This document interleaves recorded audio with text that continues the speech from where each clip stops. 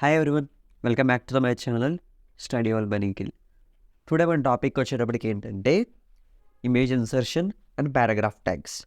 ఈ రెండింటి గురించి ఈ వీడియోలో అయితే మనం తెలుసుకుందాం. ఇందులోకి వచ్చేటప్పటికి ఈ పారాగ్రాఫ్ ట్యాగ్ ఎలా యూజ్ చేయాలి, ఎక్కడెక్కడ యూజ్ చేయాలి అనే దాని గురించి చెప్తాను.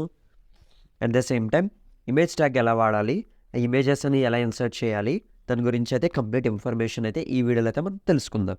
ఓకేనా?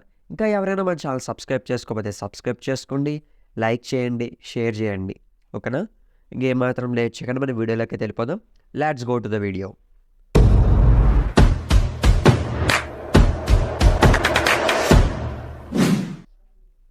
ఓకే, ఫస్ట్ వచ్చేటప్పటికి ఎప్పటిలాగే ఇక్కడ ఒక ఫోల్డర్ అయితే మనం క్రియేట్ చేద్దాం.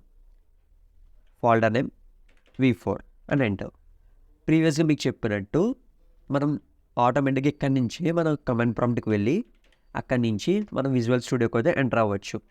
అది అలా కూడా చెప్పాను. కమాండ్ ప్రాంప్ట్లోకి వెళ్ళి కోడ్ స్పేస్ డాట్ ఎంటర్ ఇలా చేస్తే ఆటోమేటిక్గా ఈ ఫోల్డర్ లొకేషన్ నుంచే మనకి కమాండ్ ప్రాంప్ట్ అనేది మనకి విజువల్ స్టూడియో కోడ్లోకి అయితే టర్మినేట్ చేస్తుంది. అలాగా మనం డైరెక్ట్గా ఇక్కడికైతే వచ్చేస్తాం. ఓకే కదా? విజువల్ స్టూడియో కోడ్లోకి అయితే వచ్చాం. ఇక్కడ మనం ఒక ఫైల్ క్రియేట్ చేద్దాం. ఫస్ట్ పారాగ్రాఫ్ ట్యాగ్స్ గురించి తెలుసుకుందాం. para.html enter. ఇలా మనం Shift+1 కొడితే మనకి ఎక్స్క్లమేటర్ మార్క్ వస్తుంది. ఆటోమేటిక్గా మనకి బాయిలర్ ప్లేట్ కోడ్ అనేది వస్తుంది. ఇక్కడ మనం ఈ టైటిల్ ప్లేస్లో పారా ట్యాగ్స్ అని చెప్పి ఎంటర్ చేద్దాం. ఓకే, నెక్స్ట్ అనేది మనం ఏం చేద్దాం? ఓకే, ఇప్పుడు బాడీ ట్యాగ్లోకి వచ్చి ఈ బాడీ ట్యాగ్లో మనం ఫస్ట్ అనేది అయితే ఏం చేద్దామంటే ఒక వెబ్ పేజ్ అనేది క్రియేట్ చేద్దాం. Simple web page HTML use చేసి సింపుల్గా కలెక్షన్ ఆఫ్ డేటా అని చెప్పేసి సెంటర్ ట్యాగ్ ఎలా వాడాలో కూడా మీకు ప్రీవియస్గా చెప్పాను. ఈ సెంటర్ ట్యాగ్లో మనం H1 ట్యాగ్ అయితే యూజ్ చేద్దాం. ఇందులో కలెక్షన్ ఆఫ్ డేటా అని చెప్పేసి నేను ఒక టైటిల్ అనేది ఇస్తున్నాను. అది కూడా మనకి ఎలా వస్తుంది? సెంటర్లో అనేది వస్తుంది. ప్రీవియస్గా నేను లైవ్ సర్వర్ అనేది ఇన్స్టాల్ చేసుకోమని చెప్పాను. ఆ లైవ్ సర్వర్ ఇన్స్టాల్ చేసుకునే వాళ్ళకి ఇది ఈజీగా ఉంటుంది. మనం డబల్ ట్యాప్ చేస్తే మనకు ఓపెన్ విత్ లైవ్ సర్వర్ అని వస్తుంది. అది క్లిక్ చేస్తే ఆటోమేటిక్గా మనకి క్రోమ్లోకి అయితే తీసుకువెళ్తుంది. మనకి లైవ్గా డేటా అనేది అయితే అప్డేట్ చేస్తుంది ఆటోమేటిక్గా సేవ్ చేయగానే. ఓకేనా? మనం కలెక్షన్ ఆఫ్ డేటా అనేది మనకి H1 ట్యాగ్ యూజ్ చేసుకుని సెంటర్లో అయితే మనం వచ్చేసాం. నెక్స్ట్ వచ్చేటప్పటికి ఇందులోకి వచ్చేటప్పటికి నెక్స్ట్ కోడ్లోకి వచ్చేద్దాం. ఎంటర్. ఇప్పుడు ఏం చేద్దామంటే పారాగ్రాఫ్ ట్యాగ్ గురించి తెలుసుకోవాలనుకున్నాం కాబట్టి ప్రీవియస్గా మనం హెడ్డింగ్ ట్యాగ్స్ అనేది వాడాం కదా, అది ఇక్కడ యూజ్ చేద్దాం. H3 ట్యాగ్ యూజ్ చేసి అబౌట్ అస్ అనేది అయితే చెప్దాం. అబౌట్ అస్ ఒక సైడ్ హెడ్డింగ్ లాంటిది. ఓకేనా? ఇప్పుడు దీని కింద అయితే మన డేటా అయితే ఇవ్వాల్సి ఉంటుంది. చూసారు కదా, అబౌట్ అస్ అనేది మనకు సబ్ హెడ్డింగ్ లాగా అయితే యూజ్ చేయొచ్చు.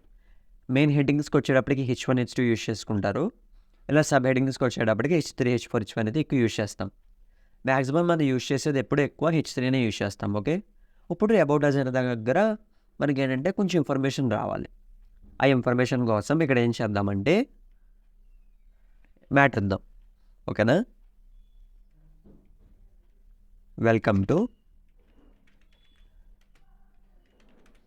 Collection of data. ఓకేనా? కలెక్షన్ ఆఫ్ డేటా మనకైతే ఈ ఇన్ఫర్మేషన్ అనేది వచ్చింది, కలెక్షన్ ఆఫ్ డేటా అనేది. ఇప్పుడు ఇక్కడికి వచ్చేటప్పటికి ఏంటంటే పారాగ్రాఫ్ ట్యాగ్ అనేది ఇప్పుడు యూజ్ చేద్దాం.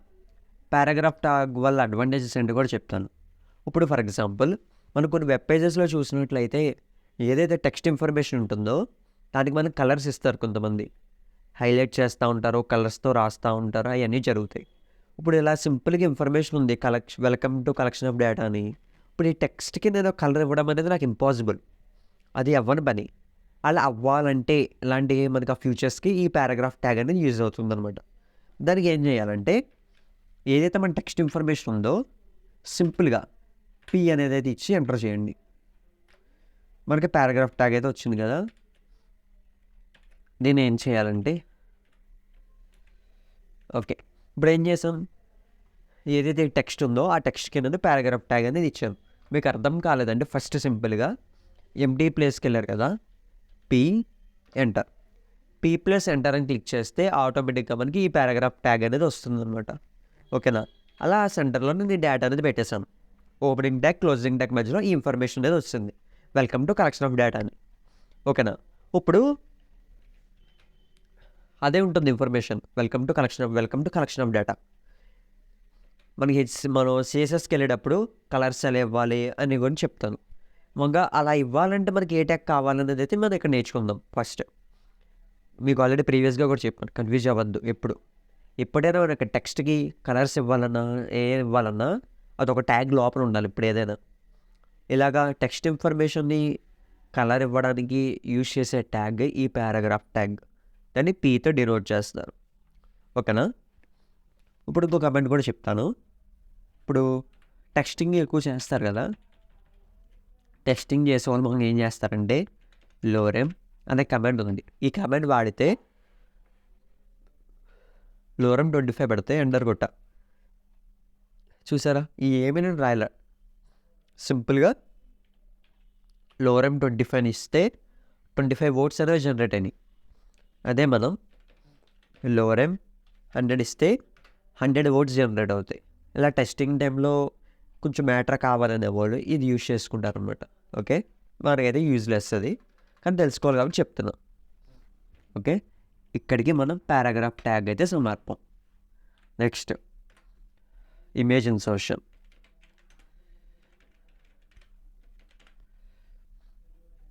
ఓకే, ఇమేజ్ ఇన్సర్షన్ గురించి అయితే తెలుసుకుందాం. ఎప్పుడైనా మనం వెబ్సైట్స్లో ఇమేజ్ ఇన్సర్ట్ చేయాలంటే మనకి ఇమేజ్ ఇన్సర్షన్ అనేది తెలియాలి. ఇది తెలిస్తేనే మనం ఎప్పుడైనా వెబ్సైట్స్లో ఇమేజ్ అనేది ఇన్సర్ట్ చేయగలం.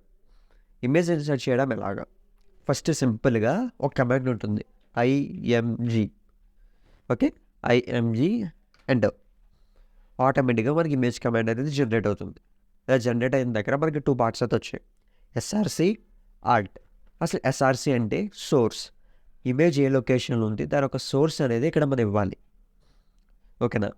మనకి ఇక్కడ డైరెక్ట్ 2 విధాలుగా ఇవ్వచ్చు. ఫస్ట్ వచ్చేటప్పటికి ఏదైతే మనకి ఆ V4 అనే ఫైల్లో ఉన్నాయో ఆ ఫైల్లోనే ఇమేజెస్ ఉంటే సింపుల్గా ఉంటుంది. లేకపోతే ఎక్కడో ఏదో లొకేషన్లో మనకి D డ్రైవ్, E డ్రైవ్లో, F డ్రైవ్లో, ఏ డ్రైవ్లో ఉన్న ఇమేజ్ని మనం ఏ డ్రైవ్లో ఉన్న ఇమేజ్ని తీసుకొచ్చి ఇక్కడ పెట్టామనుకోండి, తర్వాత ఫైల్ ఏం చేస్తారో క్లౌడ్లో డిప్లాయ్ చేస్తారు వెబ్సైట్ని. అలాంటప్పుడు మనకు వర్క్ అవ్వదు, మనకి అక్కడ ఇమేజ్ అనేది డిస్ప్లే అవ్వదు.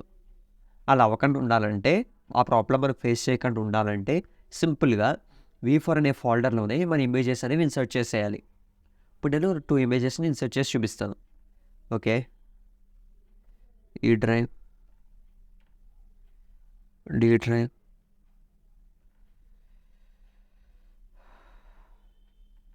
నా దగ్గర 2 ఇమేజెస్ ఉన్నాయి. ఇక్కడ ఒకటే ఉందా? ఓకే, ఒక ఇమేజ్ ఉంది, Ctrl+C,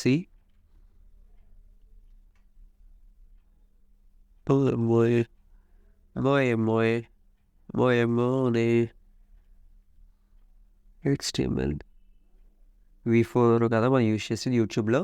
V4 అనే ఫోల్డర్లో ఇమేజ్ని డిప్లాయ్ చేస్తాం. ఓకే, V4 అనే ఫోల్డర్లో ఇమేజ్ని తెచ్చాము. ఇంకో ఇమేజ్ని కూడా పెడదాం, తీసుకుంటాం. నా ఇమేజ్ ఏదో ఉంది, శాంపుల్గా నా ఇమేజ్ తీసుకున్నాం. Ctrl+C, HTML, YouTube, V4, Ctrl+V, ఇమేజ్ని ఇక్కడ పేస్ట్ చేస్తాము. ఓకే, నా ఇమేజ్ని ఇంకో ఇమేజ్ని తీసుకున్నా. ఇప్పుడు మన కోడ్లోకి అయితే వెళ్ళిపోదాం. చూసారా, ఇక్కడ నాకు 2 ఇమేజెస్ అనేవి వచ్చేసాయి, nick.jpg, output.image.jpg. ఈ 2 ఇమేజెస్ని నేను ఇక్కడ పెట్టాలి. అదే నా టాస్క్ రోజుకి. ఓకేనా, మీరు కూడా ఇంటికాడ ప్రాక్టీస్ చేయండి, మీకు కూడా ఇలా వస్తుందో చెక్ చేసుకోవచ్చు.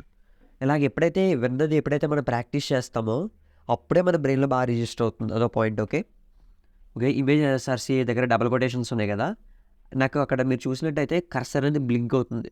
అక్కడ Ctrl+బార్ ఒకేసారి క్లిక్ చేయండి, కంట్రోల్ హోల్డ్ చేసి స్పేస్ బార్ క్లిక్ చేయండి. అప్పుడు ఏమవుతుందంటే మనకి ఇమేజెస్ ఏవైతే ఉన్నాయో, ఆ ఫైల్స్ ఏమేమి ఉన్నాయో అవన్నీ ఇక్కడ మనకి డిస్ప్లే చేస్తుంది. చూసారు కదా, para.html, output image.jpg, nick.jpg. First nick.jpg అనేది సెలెక్ట్ చేసా. ఆటోమేటిక్గా మనకి చూసారు ఆ పేరుతో ఎక్స్టెన్షన్తో సహా ఇక్కడ మనకు వచ్చేసింది. Ctrl+S, Alt+Tab. చూసారా నా ఇమేజ్ అయితే ఇక్కడ డిస్ప్లే అవుతుంది. నా ఇది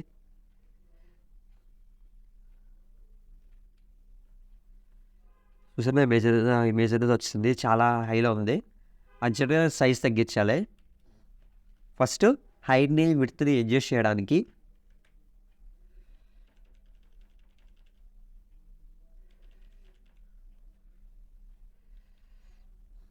ఇది ఎప్పుడు ఓల్డ్ ఇమేజ్, మీరు భయపడకండి. ఓకేనా. హైట్ దగ్గరికి వచ్చేటప్పటికి ఫర్ ఎగ్జాంపుల్ 50 ఇద్దాం.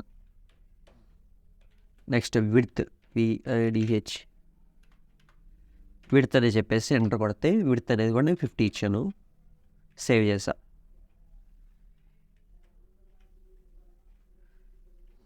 మోయే ఓకే. నా ఇమేజ్ అనేది డిస్ప్లే అని చూసారా, అది చాలా చిన్నగా ఉంది కదా. ఇప్పుడు దాన్ని ఏం చేద్దామంటే ఇంకా విడ్త్ పెంచుదాం. విడ్త్ 150, హైట్ 150 అనేది ఇచ్చాను. Control S. చూసారు కదా ఇమేజ్ సైజ్ అనేది పెరిగింది. అలాగా మీకు ఏదైతే వెబ్సైట్ రిక్వైర్మెంట్ ఉందో ఆ వెబ్సైట్ రిక్వైర్మెంట్ తగ్గట్టుగా మీరు అనేది హైట్ విడ్త్ అనేది ఎప్పుడైనా అడ్జస్ట్ చేసుకోవచ్చు. ఇప్పుడు నెక్స్ట్ మెయిన్ పార్ట్స్ అయిపోయింది కదా, ఇంకో మెయిన్ పార్ట్ కూడా ఉంది, అది ఆల్ట్. మీరు ఇక్కడ చూసారు కదా అక్కడ ALT అనేది, అది దేనికి అనేది ఇప్పుడు చెప్తాను. ఫస్ట్ ఆ ప్రాబ్లం చూపించి దాని తర్వాత అడ్వాంటేజ్ చూపిస్తాను. ఓకే. ఏదైతే మనకి నేమ్ ఉందో నేమ్లో ఒక లెటర్ తీసాను, ఏజోటి తీసేసా. G అనేది నేను లేపేసా. ఇమేజ్ రాలా, అయిపోయి ఇమేజ్ అనేది రాలేదు. అలాంటప్పుడు ఏంటంటే మీరు ఏదైతే కరెక్ట్గా యూజ్ చేయాలంటే కరెక్ట్గా ఆయిల్ని ఎప్పుడు యూజ్ చేస్తారంటే చాలా తక్కువ మంది యూజ్ చేస్తారు. ఏదైతే ఇమేజ్ ఉందో ఆ ఇమేజ్కి రిలేటెడ్గా డిస్క్రిప్షన్ అక్కడ ప్రొవైడ్ చేయాలి చెప్పాలండి ఫస్ట్. ఓకేనా. ఇదేంటి nick.jpg అంటే ఒక పర్సన్ నేమ్ అది. ఫర్ ఎగ్జాంపుల్ ఆ వెబ్సైట్లో CEO ఇన్ఫర్మేషన్ చూపిస్తుంది అనుకోండి, అక్కడ దానికి తగ్గట్టుగా ఫోటో రిలేటెడ్గా డేటా రాయండి. ఇప్పుడు ఫర్ ఎగ్జాంపుల్ నేను CEO of collection of data,